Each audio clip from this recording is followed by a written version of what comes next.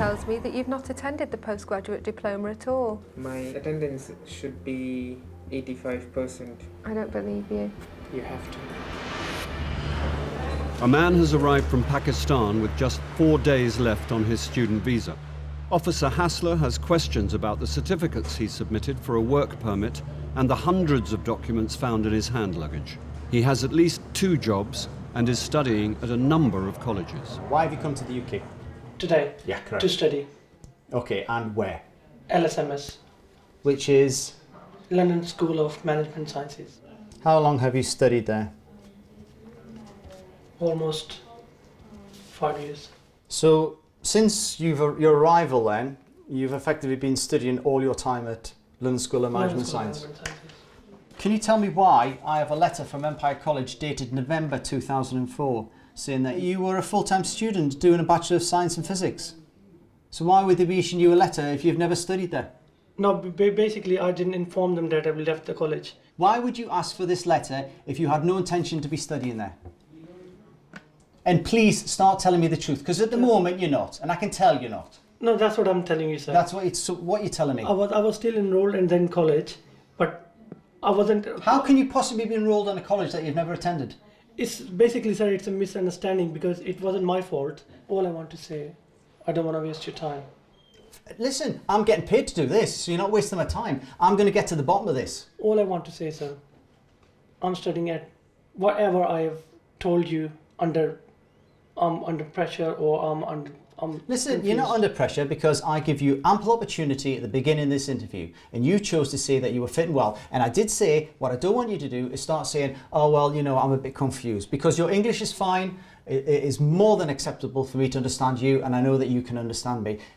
All I want to confess is I have done nothing wrong in your country. Okay, right, let me be the judge if you do nothing wrong, okay? What did you apply for in June of last year? IGS.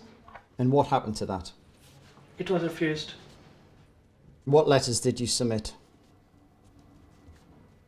What letters and certificates did you submit? I did give them the result sheets. The postgraduate diploma in business administration. From where? From Westminster College of Computing. Did you study at Westminster College of Computing? No, sir. Then how did you get all these certificates? You're best to just answer the truth, okay? Because I know what the truth is, and it's better that you corroborate it. So just answer me the question. How did you get these documents? A person helped me to make these documents. So they are false documents? Yeah. Sorry? Yeah. Yes.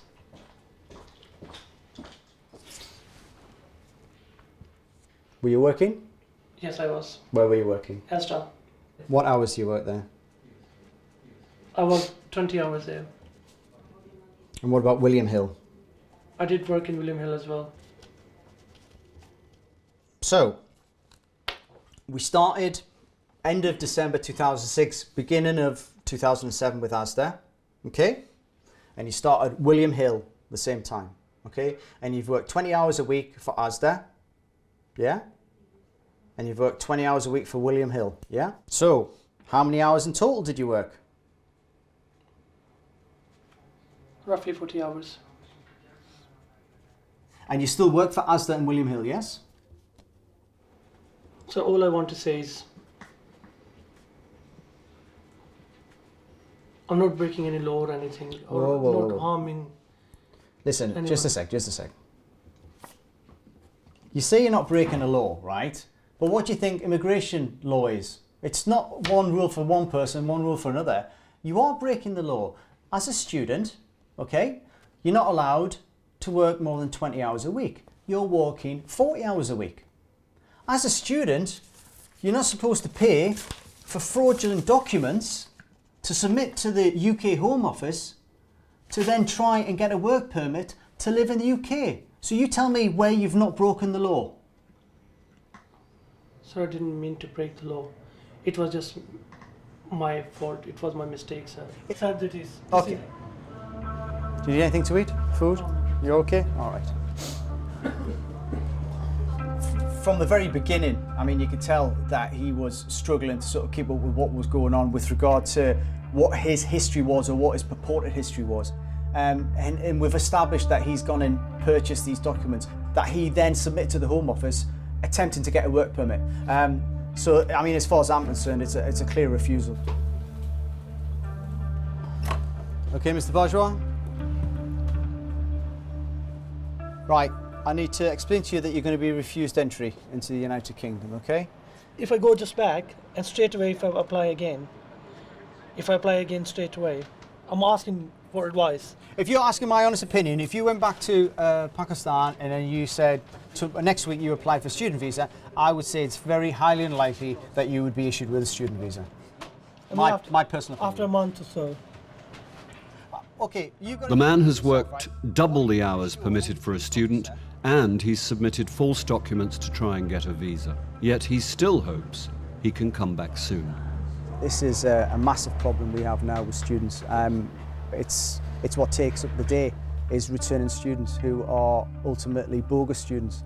They get the residence permit or they get the entry clearance from their country of origin, they come to the UK, don't ever study, get fraudulent documents to show that they have been or claim to have been studying, and then it just perpetuates itself. They get their residence permits, they get their extensions, and it's all built on a lie. The enforcement team have a tip-off that a restaurant in the West End is hiring illegal immigrants. The intention is to talk to all staff present at the address and identify any persons illegally present or without the legal right to work in the UK. Okay, everybody happy with what they're doing? Any questions?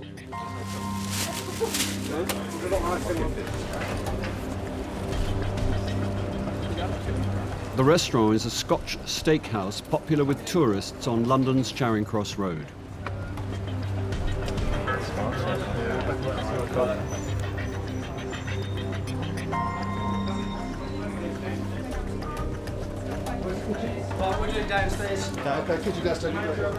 The team splits up.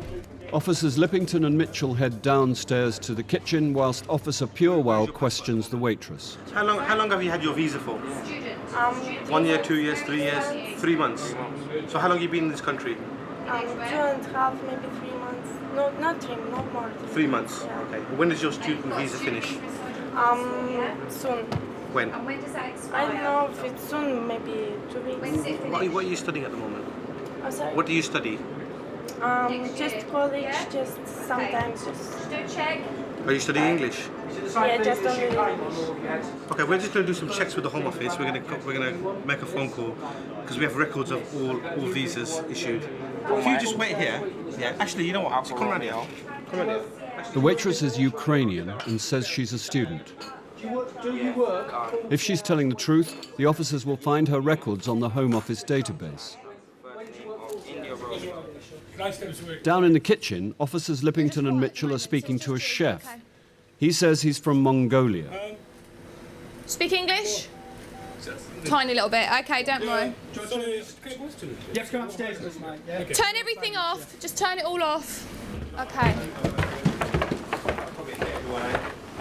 We've just got this one. Have you got any ID on you? Yeah. Any ID? Yeah. Driver's license, passport? It's not here. It's not here. Where is it? It's at home? Yeah. Okay. Okay, what's your name? Sarangaran. Like that? Yeah. Yeah.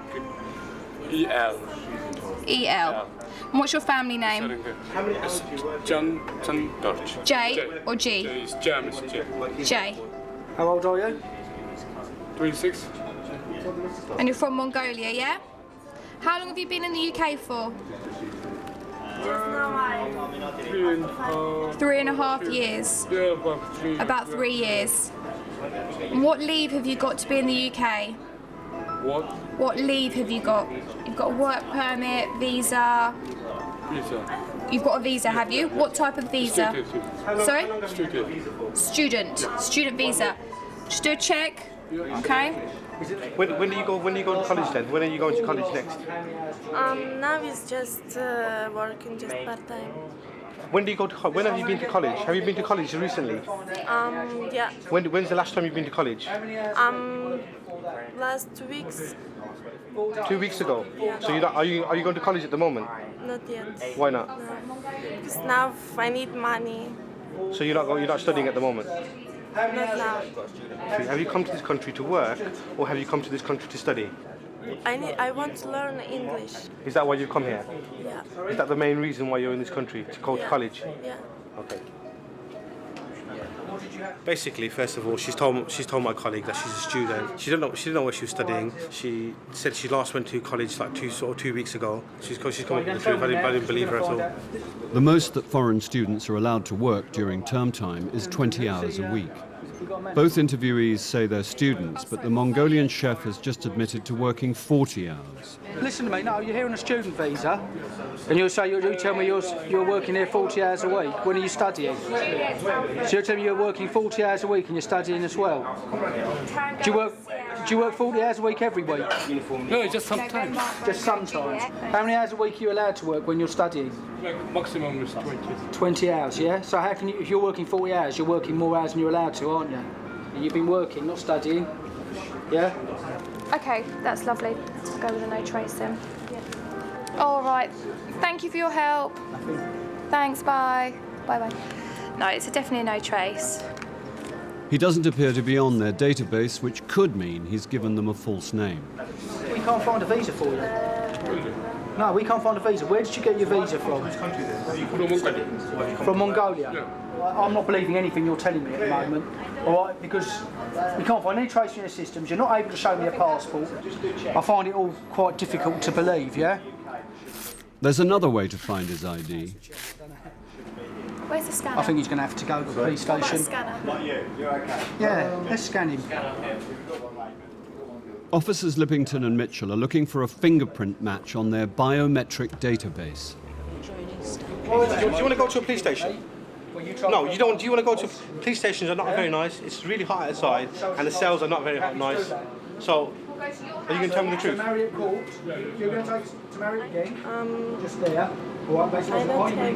You don't have a visa. So how did you come to the UK? Did you come in on an airplane? Did you come on a train? Why don't you have keys to your house? Train. The train, yeah? You came on the train. Okay. And when you came to this country, did you see an immigration officer? Yep. And explain to me what happened when you came. Did you show the immigration officer your passport? Yep. And what did you have a visa in your passport? No. And did the immigration officer ask you any questions? No questions. No questions. So they didn't ask you no questions and they let you through? That doesn't happen. I just buy in Poland in like market. Well, can we not get into your house? Can you not show us your passport? No good letter. You can't show us your passport. Okay, so somebody brought you here illegally. Yeah? Thank you. That's all we wanted to know. She finally admits she doesn't have a UK visa and has paid an agent €3,000 to get into Britain. But the situation is that you've told me under caution that you've entered the UK illegally by using someone else's documents to come here. You're aware that you're illegally, therefore you're under arrest. We're going to take your personal belongings and we're going to go to our van. Do you understand that? Okay? Now the officers need the woman's passport to begin the removal process. She has told them it's at her house. This will be their next destination. We're going to go to the house. We're going to see if we can find their passport. If we can find their passport, we're going to send her home. Just take a seat. What's your head as you get in? Nice and slow. Just take a seat. Back inside the restaurant, officers Lippington and Mitchell have a positive match for the Mongolian chef. Possible identification. Oh. Let's see. Hang on, let's write it down. Is this you? Is this you? Is this your real name? Game's up, yeah? Is that you? There's nothing to worry about. Don't worry about. With that nice lady, Yeah? she'll search you, okay? You're going to tell us the truth, yeah? Yeah, Asylum. finished. Date of birth, 18th of the 11th, 79. Yeah. You're good, Mongolian. aren't you? But not that good. Ah. CEO. You've seen immigration before. Yeah, he's a face. We get there in the end, and you've just caused yourself so much more trouble by lying.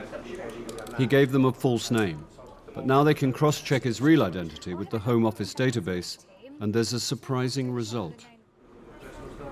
Is he not Faz? No, he's been removed. So what we're trying to do now is find out how he's re-entered the country. We're checking we know what his real name is. We're checking the systems now to find out if we've got any record of him re-entering the country. In August last year, we sent you home, didn't we? Yes? Right. So how did you get back in? Someone just told me I'm just using someone's passport again. You used someone else's passport again, yeah? Was it a Mongolian passport that you used when you came back in? Was it a friend's passport or was it your passport? Just someone's, not mine. It wasn't a friend or anything. Did you pay money to someone? How much money? You paid £1,000. This gentleman is under arrest for illegal entry. Yeah. Okay? You're under arrest for illegal entry. I remind you, you're under caution, yeah? I'm putting these on. The man was sent back to Mongolia after spending 2 days in detention. It's not the first time he's been here. Watch your head, be careful. In Lagos, Nigeria, Officer Megan has made a decision about the man who lived illegally in Britain but now wants a genuine British visa. Ah, you're there. I thought you said you weren't there. Right.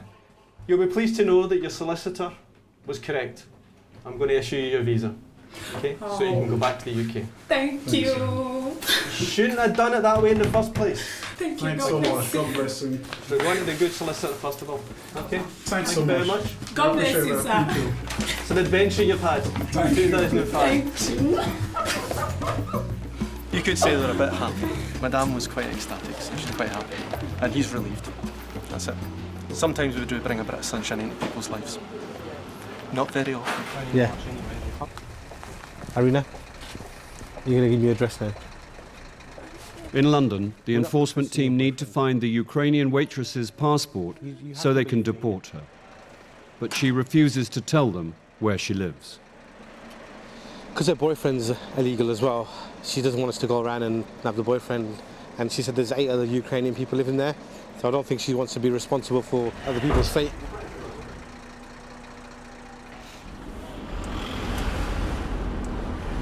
The woman hasn't given them an address, but the team have managed to find one by using her mobile phone.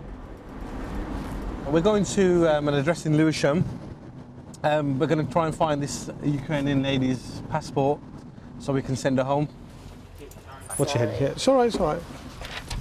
Just go on the pavement first because there's a road. Number 27, yeah? I'm sorry? Number 27, this is your house? No. No, you don't live here then? We're going to try the house anyway. I've been given this address as your house. Okay, all right. We'll try it. We'll try it. If not, we'll go back in the van, all right? Okay? Yeah? All right. I think I lived in this flat, but nobody there now. It's empty now, is it? It's empty. The address is out of date. The current resident tells the officers a group of Ukrainians moved out months ago. What's your head? Sit down in the front as you sitting before, please. Sit down, please. All right, all right. We can't release you without an address. You're illegally in the UK, so we have to know where you're living. We don't like detaining people, and we don't detain them unless we have to. The woman lives with her boyfriend and 8 other Ukrainians. But we do need an address. She doesn't want to get them into trouble with immigration. Are you ready to give me... No, we're not going to take everybody. No, we just need your address to verify where you live. I'll talk to your boyfriend. I'll call him. You need to think about yourself. You need to think about yourself, don't you? Will you take us there? Will you take us there? Will you take us to your house? Please. Could you show us, yeah?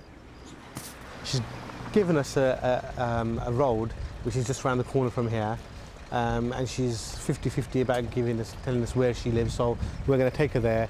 And I've told her our options, and it's down to her now to tell us where she lives, otherwise she's just going to be detained. You got them keys? I'm right down here, yeah? Helen, you got them keys, innit? Okay, which one is it? Arena, which house is it? You're not going to tell us? I can't, sorry. You have to tell us. You have to tell us. She can't bring herself to give up her friends. It leaves the team with no option. Without her passport, she will have to serve time in a detention centre waiting for her emergency removal papers. If it means she's in detention for weeks, maybe a month, that's going to happen. We've given her the option, we've helped her as much as we can, but we have to draw a line somewhere. She's going to be detained and we're going to send her home. While the Ukrainian waitress was in Colnbrook Detention Centre, her passport was handed in by a friend. She claimed asylum, which was refused, and after spending over 2 months in detention, was removed back to the Ukraine. The couple have no idea about the extra guests planning to surprise them on their big day. The officers must keep their presence a secret in case the groom gets cold feet and runs. The plan is no one can actually see where we are situated. Mr. Khan, his wife and the witnesses will be brought in. We'll be here. This is where we'll make our arrest and make further inquiries. The wedding party has arrived, expecting to go straight into the marriage ceremony. But the team have arranged for just the groom to be brought into the room where they're ready and waiting.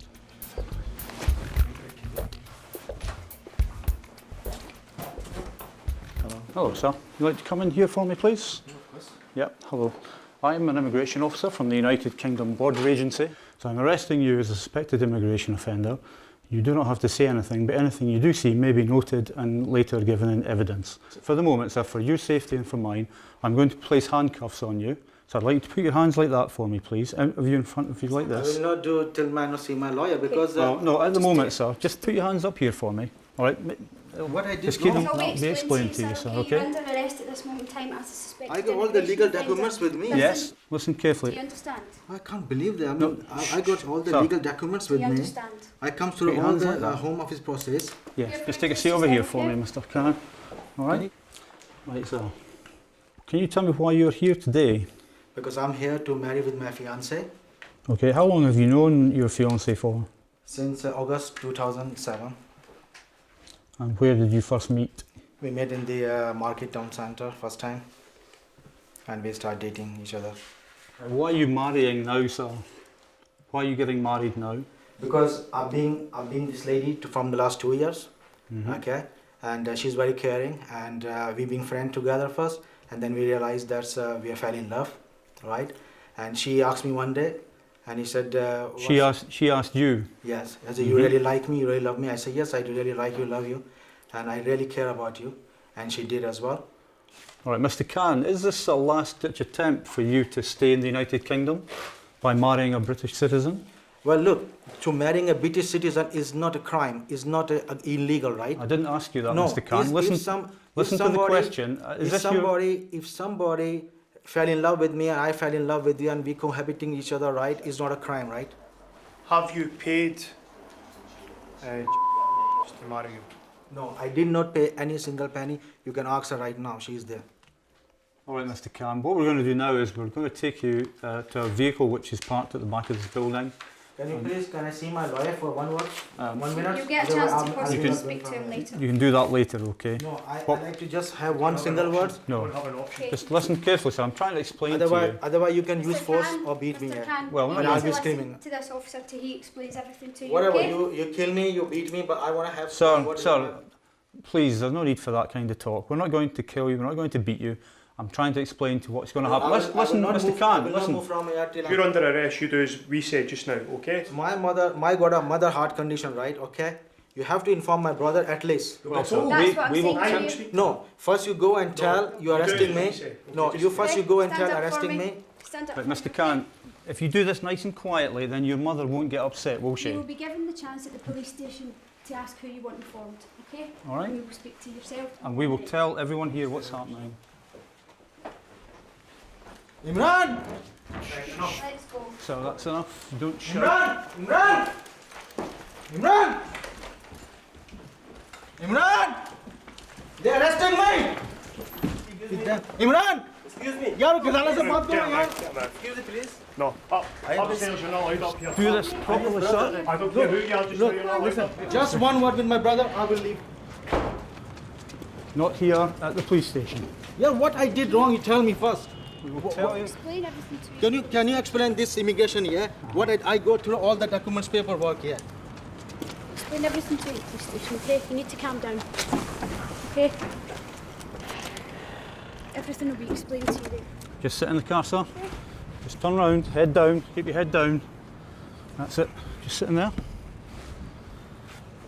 We're going to go back up now and we're going to speak to the wife, we'll speak to the brother as well and let them know, fill them in with the circumstances, but we'll speak most importantly with her first of all and see what the story is that she's got to give us. How long have you known this man? August 2007. August 2007. Where did you meet him? In a pub, in a club, in a restaurant, in a house? In a shop. In a car.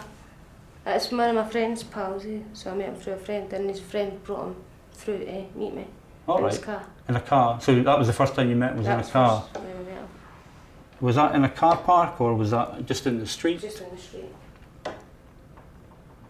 And what was the purpose of this meeting? Why did your friend bring this man to meet you?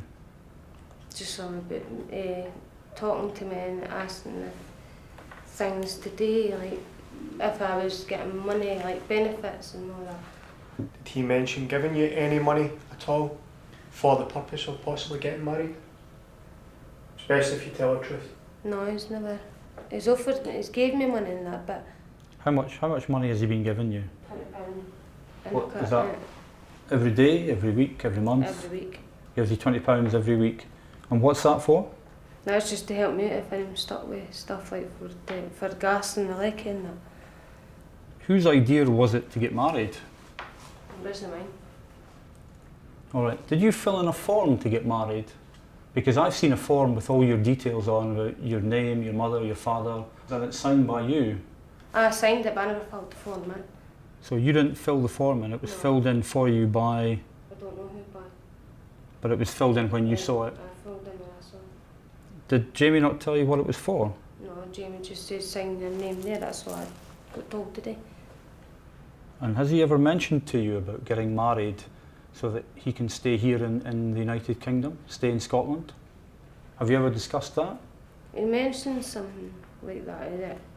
He asked me, but I never, because he only mentioned something about, have you ever been married before? And I told him, no, I've not been married before. But he mentioned about married and that, but he never mentioned anything about getting married to me or anything.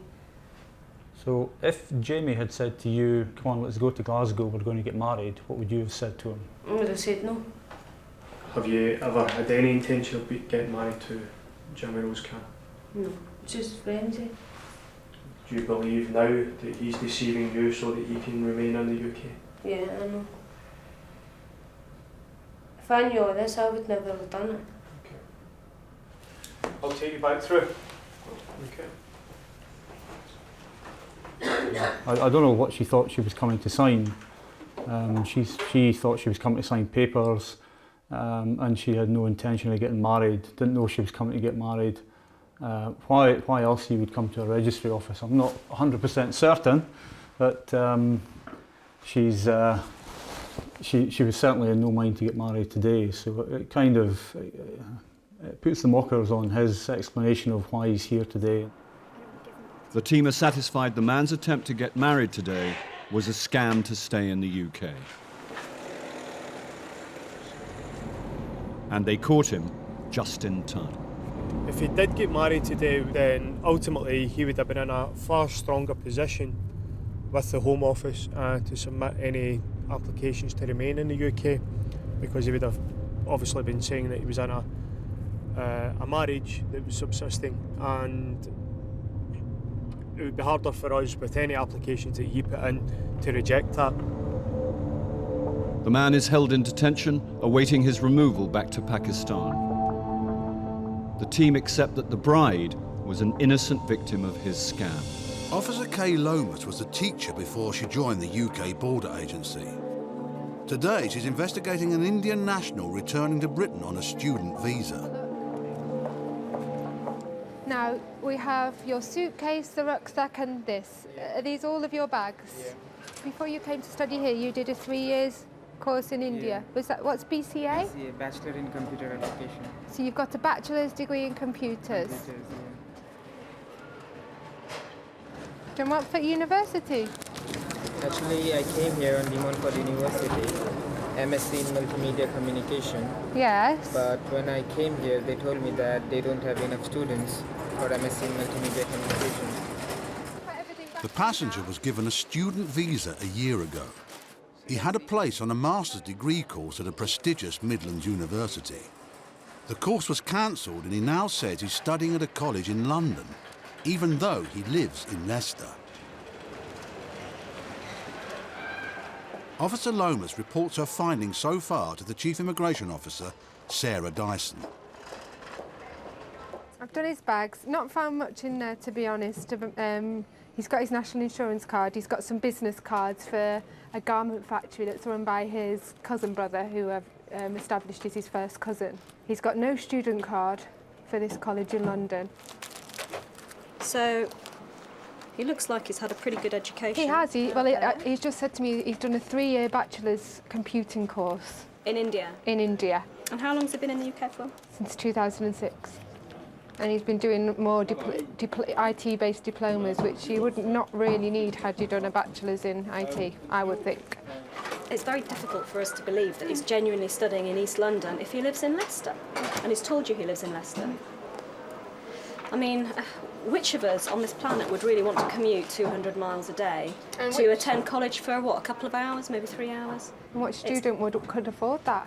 It has no credibility whatsoever, so, I mean, that's the main thing that we should concentrate on. Officer Lomas calls the passenger's cousin. She hopes he can confirm that his relative is studying in London.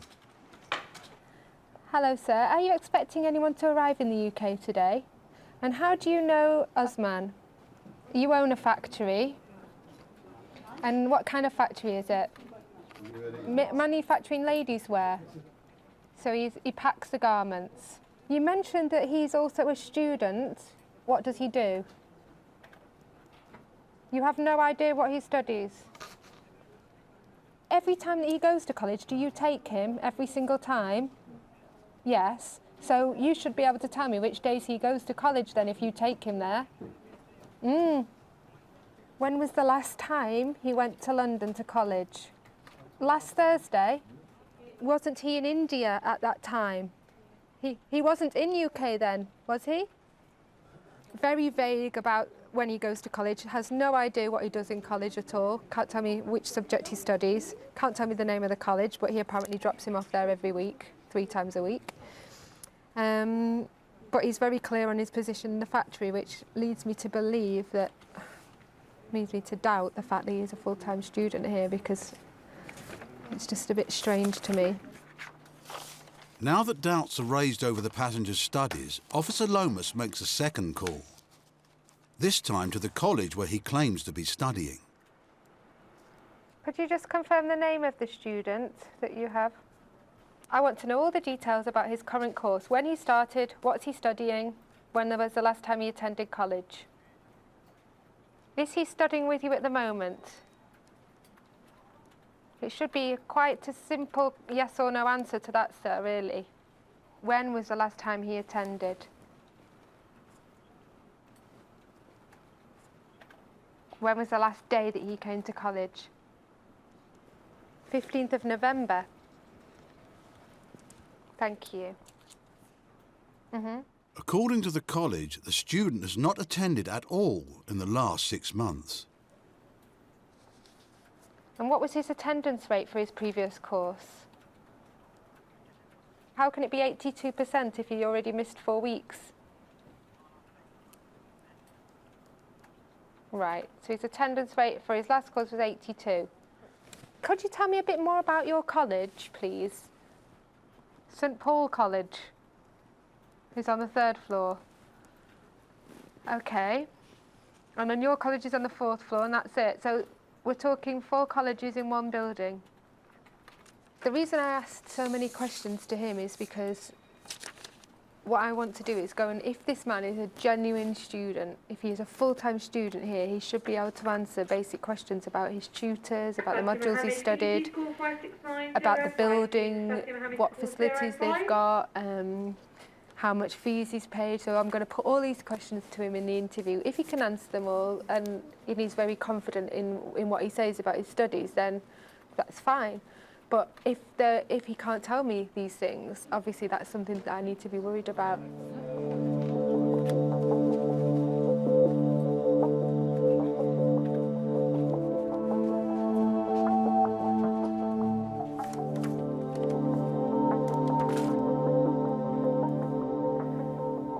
Usually diplomas and degrees have modules within them of study. What did you do?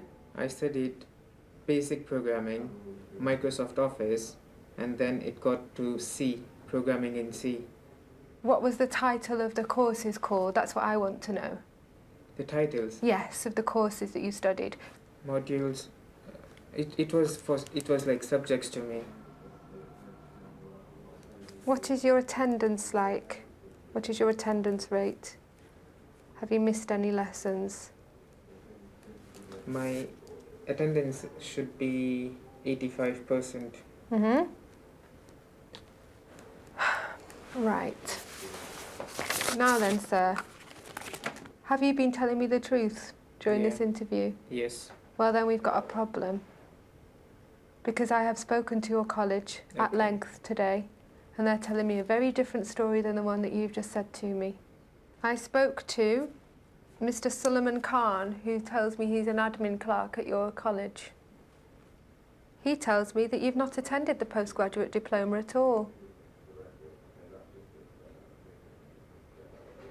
In fact, when I asked him when was the last time they saw you, he says it was November 2007.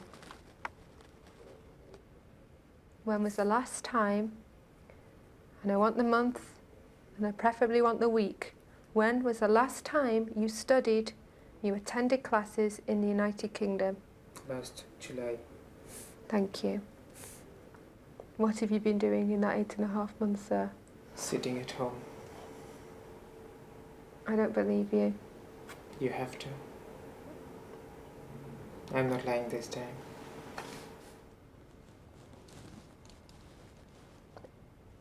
Now, I'm concerned that your college did not tell me that you didn't attend from July to November.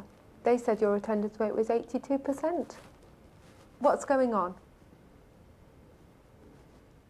I'm sure you know there are many colleges that supply letters to students. I don't know. And that say that students have attended college and that accept money so that they produce letters to that effect and diplomas. Either you're not telling me the truth, sir, or the college isn't. Is this college a genuine college? Do they have lectures there? I've not been there, I don't know. They just told me that your attendance will be done. Your attendance will be done. Did they ever charge you any money, sir, for the fact that they were fixing your attendance? Yes. Okay. What did they charge you? 500 quid. For? The attendance. Just to clarify, the £500 was so that they said you had attended when you hadn't attended? Yes. Realising his UK residence permit is in danger of being cancelled, the student makes an appeal. I want to study, ma'am. My future will be ruined. Why would it be ruined? Without a post-graduation, I'm nothing. That's not true. Yes, ma'am, it is.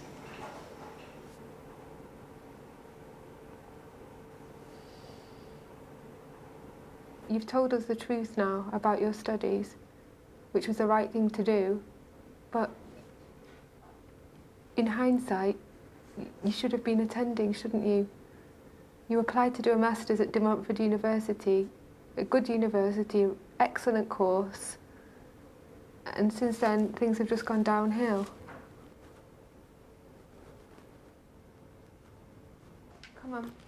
Obviously he was very upset at the end of the interview there. He's been caught out. I continued to press him on the college because I had an inkling that the college wasn't genuine from what he'd said. In the end, he did admit that they were supplying letters to students.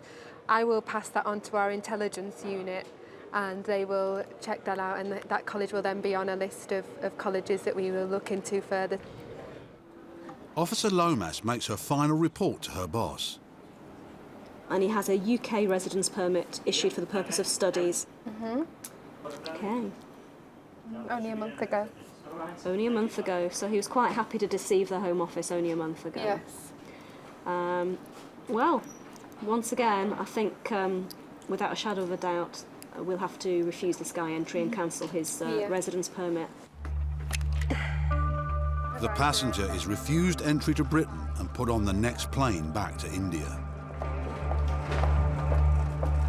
It's not an easy thing to have to be very harsh with somebody like that.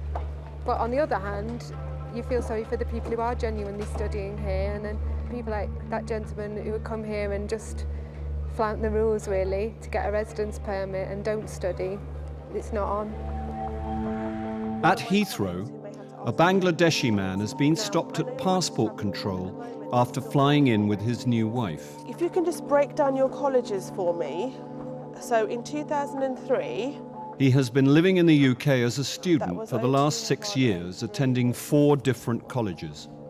But 3 of the 4 colleges are now known by the UK Border Agency to be bogus. Before his colleges were exposed as fake, the passenger got a place on the international graduate scheme which allows him to work. Has my colleague explained the situation and the reasons that we've detained you? Officer Tim Weatherall takes on the case. He wants to find out if the man's qualifications are genuine. He's aware he's in a bit of trouble, hence why we've stopped him. I would imagine that from the point of view as them as a couple, they're probably quite worried about the fact they're going to be separated, but you know, if she qualifies for entry, she will be allowed to proceed.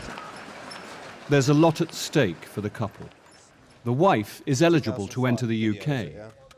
She is American, and this is her first time here, and she doesn't want to be without her new husband. At the moment, if you wish to stay in here together, you can, or you can either proceed downstairs or you can wait outside. Okay, but I'm going to let you know now, if it's the case that you are refused entry after we've done our investigations, you won't have a choice, okay? You will be landed and you will be refused, so you won't be able to stay together. I would suggest that you prepare for the worst case scenario, if that is appropriate, and then you work out what you're going to do. Because at the end of the day, that's your decision, yeah? The newlyweds will only come into Britain together if the husband can prove he's a genuine graduate. But it will take some convincing. Officer Weatherall has a thick file of evidence against the college that issued his qualifications. We've encountered so many students from this particular college, and you know, at the end of the day, most of them have just admitted that they've never actually studied there at all. They've never gone to any classes. Some of them haven't actually ever been to the college. They just paid the money to get the certificate to get an extension of stay in the UK. Well, I've yet to encounter personally a student who has actually been to the college and studied there. He may be the first. You never know. Stranger things have happened, but I'm not holding out much hope in this case. I'm just going to go through and interview you now, okay? So just follow me through this way. Just head in there, grab a seat on the far side. We haven't just stopped you on a hunch here. As I explained to you, we've got a lot of information about yourself and about the college and about the types of course that were on it, okay? And did you actually attend Westminster College of Computing 4 days a week? Yeah. So how many modules did you take then? I think 4. What were they all called? One is business work. Business work. Yeah. That's a module in a postgraduate diploma is called business work. Yeah. Okay, next. I can't remember. So you can remember one of your 4 modules. I can't remember. Did you take exams? And I'm guessing you can probably only remember 1 or 2. Can't remember anything? Not even the ones that you mentioned before? No.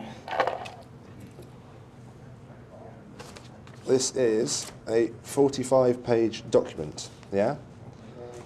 I've got 45 pages there which prove to me that any degree that obtained from Westminster College of Computing is completely bogus. You need to start being very honest with me, or you're going to have a much bigger problem than you do now. You haven't, sir. I don't believe you. The fact is, looking back through the colleges you've studied at, all of them are known to immigration for being problem colleges. So I have real issues with the fact that you've ever studied here at all. I've done some computer courses as well. Here or? Oh, yeah. When were they? That was in Stratford. First college. Another college that's been closed down for issuing bogus certificates. Is it? Yeah. It's not looking good for you, is it? We're happy with your wife, she's going to be allowed through. She's not going to be allowed to stay with you. I'm not happy with you, you will be detained by immigration until we get to the bottom of it, okay? So you need to decide where she's going to go. That's your problem, not mine, okay? Before deciding the passenger's fate, Officer Weatherall must refer the case to his Chief Immigration Officer, Mo Ghaffar. Basically, I don't believe a word he's saying. Yeah, I mean, bottom line, I think he's lying through his teeth. I don't believe a word he's told me. I think we've got substantial information in relation to the fact that he studied at an institution that has closed down. We'll land his wife, and then we'll go from there. All right, Timothy, thanks, thank you. Okay, right, I spoke to my Chief Immigration Officer. Your wife, we're happy to allow to proceed. She's going to be landed, she's been granted leave to enter. With regards to yourself, the decision's been taken by myself and the Chief Immigration Officer to refuse you entry into the UK today, okay, and to cancel your UK residence permit. You have the right to appeal in country, or you have the right to appeal from Bangladesh. That choice is up to you.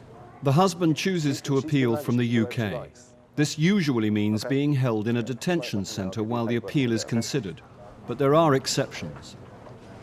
Considering that he has his wife with him, it seems only reasonable to give him temporary admission. I don't consider him to be an absconder at this stage, and if he wishes to fight his case, then let him take his chances in court. She probably doesn't even know what the husband's been up to in the United Kingdom. She didn't expect to be stopped at immigration control and then be asked questions by an immigration officer as to why she was coming to the UK. If I was the wife of this particular passenger, I'd be pretty upset. I'd be asking my husband, what have you been doing? The husband is granted temporary admission, but he loses his appeal and is put on a flight back to Bangladesh.